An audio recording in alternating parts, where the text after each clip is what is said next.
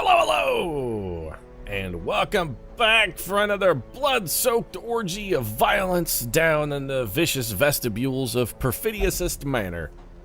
In darkest dungeon, Malvolio yearns for adventure. I too yearn for adventure, Malvolio. In fact, I would say that I feel the need for bleed.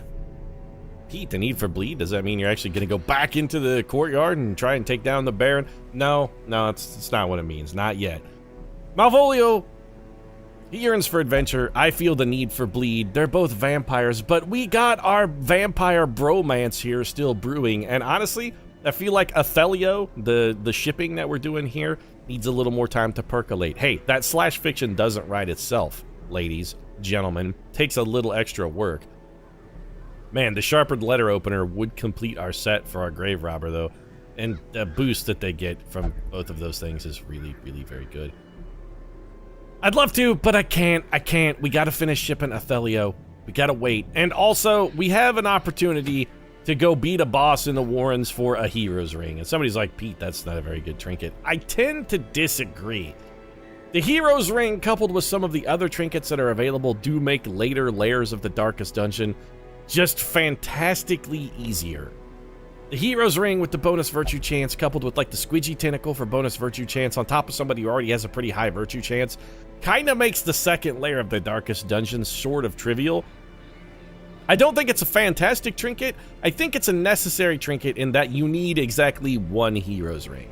And this is an opportunity for us to both bash a boss, which we need to do, and also get ourselves a needed trinket. I want to get the inchoate flesh out of the way so we can start unlocking the next level of boss down in the Warrens. Interested in doing that. And plus, I want to get this team here.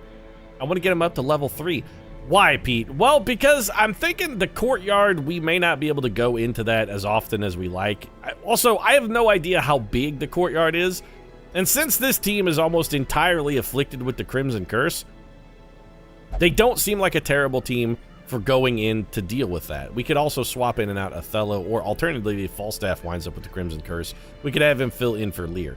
Admittedly, Lear is the one weak spot in this team, as well as they don't really have a super abundance of heals. Okay, the team's got a lot of holes in it, but it does give us another team that's all afflicted with the Crimson Curse that we can have go do things in the courtyard, even if it's only going in to farm out Winemaker's reserves periodically. That's still a useful thing. We got a lot of vampires on the roster here, and their need for bleed is effectively unquenchable at this point, even though, like, 3/5 of our need for bleed is right here in this party. I think we go kill the inchoate flesh, get it out of the way, take care of it. Plus, infestation is still high. I think the reason we're running into so many Crimson Court monsters in these other locations, in fact, like fucking 50% roughly of our total fights are Crimson Court monsters instead of the monsters we should be fighting location appropriate. And I think that's because this infestation is high, which means anybody we send into the dungeon right now also has a relatively high chance of getting the Crimson Curse. And hey, why wear a raincoat if you're already wet? I mean, we can just send in our troopers who are already afflicted with the Crimson Curse. They're immune to it. What are you going to give them more leprosy? They're already lepers, man. They're as leprous as they're ever gonna get. Why run the risk of having somebody we don't want contaminated get contaminated when we can just send the team of contaminated guys and everything is fine? This is a real fight fire with fire kind of situation we got working here. I feel the need for bleed. You think? I'm shipping Malvolio and Othello here. We got Othelio that we're working on, but do you think I could possibly ship them as hard as Goose and Maverick got shipped in Top Gun? They felt the need for speed. Do you think? I mean, they were definitely into each other, right? They were a couple. Goose and Maverick weren't just like a couple in flight. They were a couple in life and love. And I gotta say, I feel like Meg Ryan, she knew, right? She was in on it. She was married to Goose, but really she was just like sort of codepending on the situation and sort of enabling him. She's like, I know what this is, but it's fine. We got drunk one night, and then there's a kid involved here, and we just said, you know what, to hell with it. I need to be on your government insurance plan. Let's get married. I know you truly love Maverick, but I'm willing to put up with a lot as long as you don't mind I have a piece on the side. She knew. I mean, go back again and watch Top Gun. That's all I'm saying.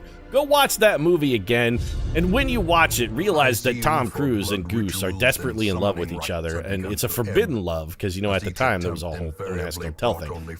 There's a forbidden love there between two brothers in arms, and Meg Ryan is the piece on his side. And go watch Meg Ryan's reactions whenever Goose and Maverick are together in her presence, and tell me she didn't know. And then, especially after Goose gets killed, watch her interaction in that scene where she consoles Maverick. She, the grieving widow, quote-unquote, is the one who provides solace to the broken-hearted, wounded warrior. Think about it. Just go watch that scene and tell me Meg Ryan didn't know. She knew. She knew what she was in. She knew what their relationship really was. And I'm not judging her either. That's cool. I mean, you form whatever kind of relationship you need. I'm just saying, Meg Ryan's nobody's dummy. She knew what that relationship was when she got involved. So you have just the Crimson Curse. Just the Crimson Curse. I want to make sure nobody needs blood before we start out. Just the Crimson Curse. Fantastic. Our need for bleed team here doesn't currently really have a whole lot of need for bleed. We possibly overcommitted on the blood. Inchoate Flesh is going to be either here or here. We have no idea which. I say we just go this way and hope at some point we manage to pull a scout and get a little insight. This could be a very short mission. Serious about the Meg Ryan thing, though. Go watch it. The film takes on an entirely different demeanor when you go in with the upfront knowledge that Meg Ryan knew all about Goose and Maverick's relationship. She knew what their victory dance party was at the end of every successful sortie. She knew what was going on when they got back to the aircraft carrier and got in their bunks. She knew. And she was okay with it. She didn't judge. And possibly, you know what, when they were on shore leave, you know, maybe she was also into it. You ever think about that, Pete? Maybe she not only was, maybe not only did she know about it, maybe she was a proponent. Maybe there was some sweet three-way shore leave action that happened every single time those guys landed. You don't know. Every time they came home to port. So, of course, the one guy who can get hit with the disease takes the shot from the disease-giving monster. That's delightful. All right, Swine Drummer, you got a stress attack. Let's throw some bleed into you. Hook and Leer where it hurts, right in the junk. Joke's on you, his junk rotted off already from the leprosy. He's junkless. Petals must fall. See, he's even talking. He's like, yeah, you know what, Pete? Petals must fall. You got me on that one. Petals must fall, and my petals rotted and fell off quite some time ago. Really wish I still had them, honestly, but, well, this disease takes things away from you, specifically body parts. And oftentimes, those body parts are, in fact, genitals. We got a fatality here. Yeah, you have fatal damage, and in fact, that's just out of the way right now. That just leaves us this Joker, who takes a blind fire to the skull, and we done. Free vial of blood. Hell yeah. Success so clearly in view. I would love to come out of this mission with like a net gain in blood, like a positive. Room battle with Curio. If we're gonna have to do a room battle, I really want to go fight the Inchoate Flesh before we overcommit to this. Potential for blood here as well. The thirst. Raincoat and wetness. Already covered, chump. Let's kill you. 6 damage on our Gatekeeper. If Lear can hit him, Lear can likely finish him off. Now that he's down to 2, almost a certainty, we're still going to get hit with an Enraged Slight, which will move us forward. Unless we resist. We resisted the move. Perfect. But we are marked, which is unfortunate. Let's see if we can get a kill here. With the bleed sticks, we got him. He's done. And then Lear goes for the double. Alright, I mean, he got like 2/3 of the way there. Left us with 6 health. That's acceptable. Pre-digestion, dodge, despite the mark. Take that marking, my guys. Get nothing out of it. Suck it. How about a pick to the face, punk? You want to suck my blood? Oh, too bad. You're going to have to taste the point of my pickaxe. There's 2 pointy things in this party, and this is one of them. The other one is your weird proboscis. We also picked up another invitation. We got so many invitations to the Baron's house. I think we could probably sweep it. I forgot to bring trinkets to go fight the Inchoate Flesh. Because I'm real dumb. Okay. On the plus side, I mean, we don't have enough inventory room to do that, but these guys had trinkets equipped and we took them on our last mission. Why are they... Did I at some point unequip those trinkets? I mean, I must have. If only treasure could staunch the flow. Also, we brought probably way too many Otherworldly torches and food and corruption. whatnot. I feel like we're like woefully over-prepared here. Then again, we didn't bring trinkets, so maybe the over-preparedness, I guess, won't necessarily hurt us. We over-prepped in one department, under-prepped in another department, so the two things typically are gonna... Maybe they'll balance out. That's the paradigm I'm gonna hope for. My stupidity in one area has been offset by my surprising show of competence in another area. Such blockages are Got a feeling like this unsurprising. is not where we These want to go. tunnels predate even the earliest settlers. Pack contains loot. How about a map? I really wouldn't mind getting my hands on a map. No, Darius Rucker. Trampled journal. We don't care about that. We could eat some of this food, I suppose, but I don't really see any particularly compelling reason. If we're going to throw something on the floor, what would we get rid of? Probably this key, I guess. Take the citrine. They're at least of equal value. And I really don't think this is going to be our boss fight. I'm suspecting the boss fight's probably going to be up there. So we're going to have to do a little bit of backtrack. Oh, never mind. We stumbled into it straight away. And ever expanding. All right, swirling, contorting, etc., etc. Undulating invasion. That hurt a little bit. On the plus side, we did resist the blight. So these guys, we can do some pretty significant damage to. Let's start things off with a mark here. The inchoate flesh has aggregate health. It is effectively only one monster. So the more bleed we can stick on it, the better. We want to try and just pound those babies home. Some blight attacks would also be useful here. Might as well double up. We can get a little bit of extra damage. Got a double debuff. Here comes the Maws of Life. 7 damage for Lear. Another undulating invasion. This is what we got to worry about a little bit. Yep, it's the blight that's going to get us. Lear pounding out 9 damage. Okay, they have transformed into almost exclusively defensive mode. Another undulating invasion. Okay. Ouch. Okay, that double stack of blight is more than a bit of a problem, though. We're going to need to use some anti-venom on that. I almost feel compelled to throw a heal at her as well, but I really want to keep stacking the bleed. Double stack. Okay, it's actually a relatively small blight. Let's cure it. We can't hit ourselves with our heal, but that's okay because we're going to be under half health. And that big critical just about sealed the deal. 1/5 of his health in a single shot right there. Bone Zephyr, they're really working Hippolyta over. This is going to do, like, no damage. These guys have a huge protection status. We got 5 out of that. Another Bone Zephyr. And they're really working our girl over. And that sucks, because we kind of need Romeo taking some shots here. All right, we've gone into full healing mode. Comes the Sanguine Stroke. We're going to get a lot of Sanguine Stroking going on here. I'm hopeful that I can get a little Sanguine Stroking myself. I'm good at critical, too. Okay, well, we undid some of that heal right there with the bleed that we've got tacked in. Bleeding 8 per round for 2 more rounds. Another undulating invasion. Juliet taking one to the face. Is Juliet all right at this point? No, she ain't really that fucking all right, is she? Okay, 11 damage. We got it down to 4. I think the best way here is to just try and power through. We cannot throw the big heal at our girl. We got to keep stroking the bleed. You want some Sanguine Stroking? How about that? 12 damage per round for 3 rounds. That's fatal. Just, yeah, hit your target. That's it. Done. They bleed to death on their next action. We have won. It doesn't matter what they do here. They drop dead from the bleed. Excuse me? You should be dead from bleed. Teetering on the brink, facing the abyss. So much blood. Okay, this is beautiful. We do not have the big heal, and this only heals us. You know what? Take the damage for our girl, then.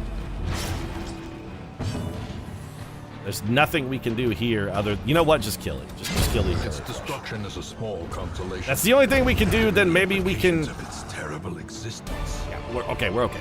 We're fine. We're fine. Everything's cool. Don't freak out. Continue adventuring. We can get off death's door just by eating some food. Do we really want to muck about in this dungeon? I mean, we could just camp and leave having accomplished our mission. We just didn't get we didn't get much loot. I suppose we did pick up an invitation and we'll still have like a net gain in blood. Just the Crimson Curse. You are craving currently. Alright, you know what? Go ahead and take a blood. You have the Bloodlust. Okay.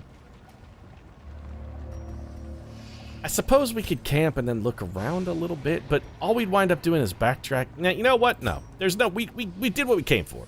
Let's just leave. There's no reason to stay here. Why press our luck? This is not a game show from the 80s. We don't need to sit here and spin the big wheel and wind up with a whammy. Let's just go. We accomplished what we came down here in the dungeon to accomplish. We killed the inchoate flesh. We picked up our hero's ring, which henceforth we shall try and disdain specifically. If that trinket comes back up on a mission, it's going to be lowest priority. We'll try and actively avoid it. Didn't do very well on heirlooms. I think we may have actually lost money with the amount we spent on provisions, but we picked up bonus blood and we picked up resolve ranks for everybody. Eldritch Hater is great. Bad Humors is terrible. That's got to go. Mankind Hater is... It replaced Last Gasp, which I understand there's actually a cap on the amount of death blow resistance you can get, so I don't think Last Gasp is really helping us out. Mankind Hater is actually quite good. Warren's Adventure, hey, anything that gives us minus stress is always positive. Fear of Mankind is terrible. Evasive is nice. Fear of Mankind is bad enough that I'm tempted to actually try and get rid of it. I think a lot of the Crimson Court characters do have a subhuman class. Despondency and ambivalence seem to be on the win. Many adventurers confess to having a troubled disposition, even here, in the relative safety of the hamlet. Minus 15% virtue chance on our next quest. Well, we're not really worried about that, because Othello is thirsting for the blood. Malvolio has controlled their urges for the Crimson Curse for now, so Othello is now wasting. Malvolio, what are you? You have craving. Well, you guys are going into the dungeon. We're going after the Baron next time. And we have a literal fortune in blood. We have all of the blood a boy could ever want. You guys, how's your equipment? Is it all level 3? I don't think it is. You know what? Let's just check skills, and we need skills too. Which is more important, skills or equipment? Actually, your equipment is as upgraded as it can possibly get. So skills, though, we got some room for improvement. Let's go ahead and do that. We've got the cash, and if we're gonna go in and take a bash at the Baron, which definitely sounds like a euphemism for masturbating. What are you doing there, Pete? Oh, yeah, just a little me time. Gonna go have a bash at the Baron, if you know what I'm saying. I'm gonna jerk it. Send you out again? I mean, you're ready. Lear, Hippolyta, Romeo, Juliet, you guys did fantastic work. Let's unequip your trinkets. I apparently must have, at some point, unequipped trinkets. You guys aren't going back into the dungeon next round, though, so we want to have all of our available trinkets available for the team that's going in to do battle with the Baron, bash the old Baron, stroke the Sanguine, all of the... Making a lot of masturbation references, I really am. I should probably check out of the episode. Is there anything else we need to do before we go have a bash at the Baron? And also, what's our reward should we choose to do it? It's still the it's a sharpened letter opener. Grave Robber only. 25% bonus damage to melee skills. It's alright. 10% accuracy for melee skills. Also alright. Plus 5% dodge. Pretty good.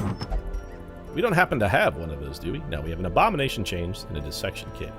So we like Grave Robbers. We don't necessarily have one on our A team that's going to be going down here, but we do have Juliet back here who could probably take a shot at that letter opener. The Baron's Lash. Huge debuff resist if you have the Crimson Curse. Oh no, you have a huge debuff bonus if you have the Crimson Curse. You have bonus speed if you have the Crimson Curse, and you're slightly more vulnerable to being stunned while maintaining the Crimson Curse. I'm not sure why would debuff resistance be that useful? A town event, a veil lifted. Not sure what that does. Killing the Baron gets us 15 grand in cash and prizes, though, which is nothing to sneeze at. You should never sneeze at a large pile of gold, because by and large they're equipped with snot guards and you'll want to get germs all over them. Somebody else is going to pick that up and then they'll get your cold. That's a dick move. You don't want to spread germs. Cover your mouth when you sneeze. That seems like our next mission. I think... Yeah, that's what we're going to do. It's going to be the classic team here. We're going to go Malvolio, Othello, Lady Macbeth, and Old Perdita. I feel solid. I feel good. This team did extraordinarily well the last time we took them down in there. Prospero was born for this, much like Paramore. Sorry, Hayley Williams wannabe. You just don't have the pipes of a Hayley Williams, Prospero. You might have been born for this, but Paramore was born more for this. and I'm born to check out of this episode. If you enjoyed it, feel free to drop a like down in the comment section. Support really does mean a lot. If you'd like to see more of the dankest Paramore references on the internet, you might consider subscribing as well. Post new episodes of Darkest Dungeon every Tuesday, Thursday, and Saturday. Right now, thanks very much for watching. I'll see you again soon.